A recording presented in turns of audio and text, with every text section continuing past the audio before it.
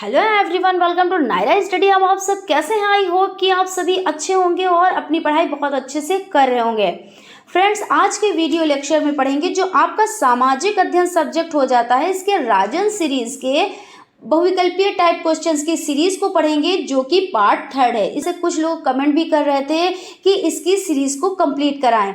देखिए, कंप्लीट कराएंगे step by step, serial wise, क्योंकि सारे सब्जेक्ट को लेकर साथ में चलना है, क्योंकि बहुत ज़्यादा टाइम अब एग्जाम में नहीं रहा है। तो इसलिए ऐसा नहीं है कि कोई चीज़ रह जाएगी, किसी चीज़ को कवर नहीं कर पाएंगे। कवर सभी सब्जेक्ट्स को करेंगे। और आपका पवन सीरीज है, राजन सीरीज है, प्लस आपके जो क्वेश्चंस पेपर जो पिछले पेपर हो चुके हैं उनको भी सॉल्व कराएंगे। लेकिन क्या है कि सभी सब्जेक्ट्स पर आप लोग ध्यान दें। और आपने बहुत अच्छा किया जो कमेंट किया, लेकिन जो है सभी सब्जेक्ट पे ध्यान देते रहेंगे और सभी चीज़ों को तैयार करते रहेंगे। तो चलते हैं आज की सीरीज का जो फर्स्ट नंबर क्वेश्चन हो जाता है उसको देख लेते हैं। उससे पहले फ्रेंड्स, अगर अभी तक आप लोगों ने चैनल को सब्सक्राइब नहीं किया है तो प्लीज़ सब्सक्राइब कर लें और बेल आइकन को भी ज़रूर प्रेस कर लें, जिससे कोई भी नोटिफिकेशन हो वो आप तक पहुँच सके। तो फर्स्ट नंबर क्वेश्चन हो जाता है आपका, जनगणना 2011 के अनुसार उत्तर प्रदेश का सर्वाधिक साक्षरता वाला जिला है। तो इसमें कानपुर हो जाता है, गौतम बुद्ध नगर हो जाता है, या प्रयागराज हो जाता है, या वाराणसी हो जाता है। तो इसमें आपका जो राइट आंसर हो जाता है वो हो जाता है गौतम बुद्ध नगर। 2011 की जनगणना के अनुसार उत्तर प्रदेश का सबसे अधिक साक्षर जिला गौतम बुद्ध नगर है। गौतम बुद्ध नगर की साक्षरता दर अगर इसकी बात की जाए तो 80.1% हो जाती है, यानी रिकॉर्ड की गई है। उसके बाद क्वेश्चन है, भारत का सबसे लंबा राष्ट्रीय राजमार्ग है। राष्ट्रीय राजमार्ग फर्स्ट, राष्ट्रीय राजमार्ग सेकंड, या राष्ट्रीय राजमार्ग 7, या राष्ट्रीय राजमार्ग 14। तो इसमें आपका जो सा ऑप्शन है यानी राष्ट्रीय राजमार्ग 7 ये राइट हो जाता है। राष्ट्रीय राजमार्ग 44, यहाँ पे देखिए 44 भी कहीं पे आ सकता है और इस तरह ब्रैकेट में 7 भी हो सकता है, या सिर्फ 44 आ जाए या सिर्फ 7 आ जाए, लेकिन आपका आंसर यही राइट होगा। तो 44 जिसकी लंबाई आपकी हो जाती है 3745 किलोमीटर है, जो उत्तर प्रदेश से दक्षिण में कन्याकुमारी तक जाती है। क्वेश्चन है, योजना आयोग के स्थान पर नीति आयोग की स्थापना निम्नलिखित में से किस वर्ष में हुई? 2014 में, या 2015 में, या 2016 में, या 2017 में? तो इसमें आंसर की तरफ चलते हैं। इसमें आपका जो आंसर हो जाता है राइट आंसर वो 2015 हो जाता है। यहाँ पे 2015 आपका जो आपका बा ऑप्शन है वो राइट हो जाता है। नीति आयोग भारत सरकार की एक थिंक टैंक है। 1 जनवरी 2015 को इसकी स्थापना हुई। कब हुई? तो 1 जनवरी, ठीक है ना। उसके बाद क्वेश्चन आपका हो जाता है, हे राम भारत छोड़ो किसका कथन है? पंडित जवाहरलाल नेहरू जी का, जयप्रकाश नारायण जी का, महात्मा गांधी जी का, या श्याम लाल गुप्ता जी का? तो इसमें आंसर की तरफ चलते हैं। सा ऑप्शन आपका राइट हो जाता है, यानी कि महात्मा गांधी जी। भारत छोड़ो भाषण 8 अगस्त 1942 को भारत छोड़ो आंदोलन छेड़ते समय महात्मा गांधी जी द्वारा दिया गया भाषण है।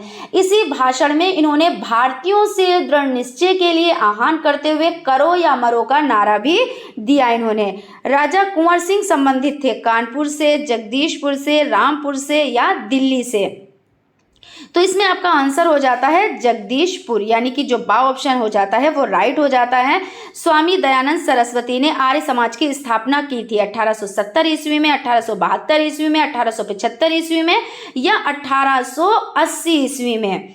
तो आंसर की तरफ चलते हैं। आंसर आपका हो जाता है आपका यहाँ पे 1870, 1872, 1875, या 1880। तो सा ऑप्शन यानी कि 1875 हो जाता है। 10 अप्रैल 1875। कितना? तो 10 अप्रैल यहाँ पे लिख देते हैं, 10 अप्रैल, ठीक है ना। यानी कि सा ऑप्शन आपका राइट हो जाता है।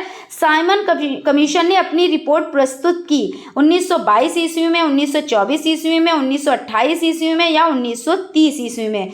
तो साइमन कमीशन ने अपनी रिपोर्ट कब पेश की? तो 10 मई 1930। कब? तो मई, यहाँ पे मई लिख दीजिए, मई 1930 ईस्वी में।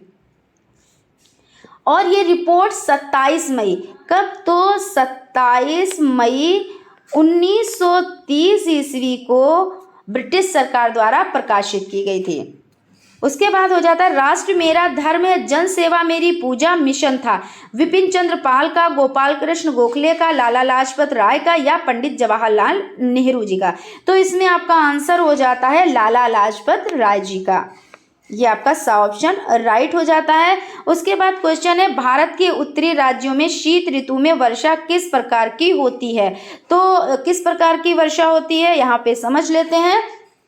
तो आपका जो दा ऑप्शन है यानी पर्वतीय, यही आपका राइट हो जाता है। उत्तर प्रदेश की निम्न परियोजनाओं में से कौन सी पेयजल परियोजना नहीं है, तो ज्ञानपुर पंप नहर परियोजना, और जो गोकुल बैराज परियोजना है, लवकुश गंगा बैराज परियोजना और आगरा बैराज परियोजना, ये हो जाती हैं। यानी पे यहाँ पे नहीं करना है, जो नहीं है वही सही है, तो इसलिए आपका बा ऑप्शन राइट हो जाता है।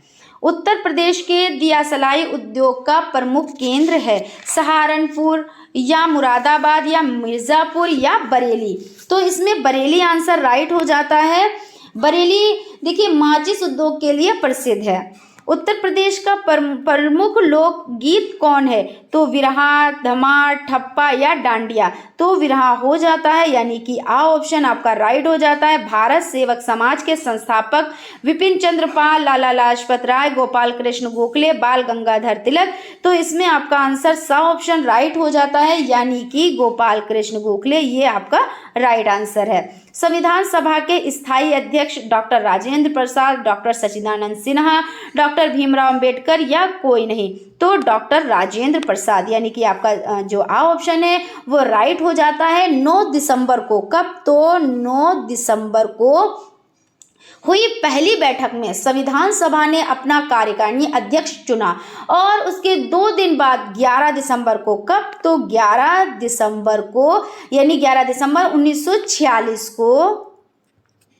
डॉक्टर राजेंद्र प्रसाद को सभा का स्थायी अध्यक्ष चुना गया। इस पे आप लोग ध्यान दीजिएगा, जब क्वेश्चन आता है स्थायी अध्यक्ष तब आप लिखेंगे डॉक्टर राजेंद्र प्रसाद। और एक क्वेश्चन और भी बहुत बनता है कि अस्थायी अध्यक्ष, तो आप लोग कमेंट बॉक्स में कमेंट करें कि इसका आंसर क्या होगा, और आपके जो ये ऑप्शन है इसी में आंसर है। इतना भी हमने आपको बता दिया। किस राज्य के कुल भौगोलिक क्षेत्र के सबसे कम भाग पर वनों का विस्तार पाया जाता है, तो गुजरात, हरियाणा, राजस्थान या बिहार। तो इसमें आपका जो बा ऑप्शन यानी हरियाणा है ये राइट हो जाता है। हरियाणा का वन आवरण केवल 1588 वर्ग किलोमीटर है, जो राज्य के कुल भौगोलिक क्षेत्रफल का 3.59% हो जाता है। उसके बाद क्वेश्चन है आपका, देश के सर्वाधिक क्षेत्रफल पर पाए जाने वाले वन हैं, आर्द्र मानसूनी वन या उष्णार्ध सदाबहार वन या उष्णार्ध पतझड़ वन या दलदली वन। तो इसमें उष्णार्ध सदाबहार वन हो जाते हैं, यानी कि बा ऑप्शन आपका राइट हो जाता है।